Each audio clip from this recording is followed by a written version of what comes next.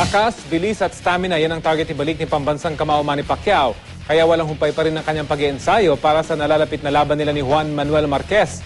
Pero hindi pa man nagaganap ang bakbakan nila ni El Dinamita, may plano na si Pacman na muling sumabak sa ring bago ang eleksyon 2013. Balitang hatid ni Lala Roque.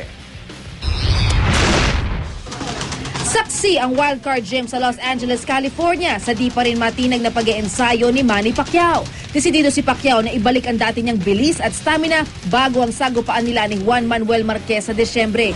Pero di pa man nagaganap ang Pacquiao-Marquez 4 sa Desyembre, may plano na raw si Pacquiao na muling sumabak sa ring bago ang eleksyon 2013.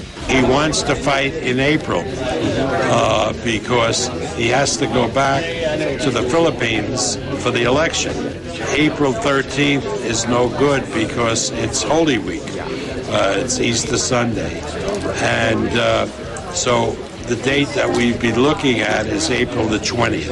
Ano't ano man ang desisyon ni Pacman, todo suporta ang mga nakapaligid sa kanya. Kabilang na ang 8 taon ng sparring mate ni Pacquiao na si Ray Beltran ng Mexico. Si Ray Beltran nakikisabay rin ngayon sa tindi ng training ni Pacman para sa laban sa Desyembre. Nagkatuwaan pa sila sa pagpapakita ng forma. Lala Roque, GMA News.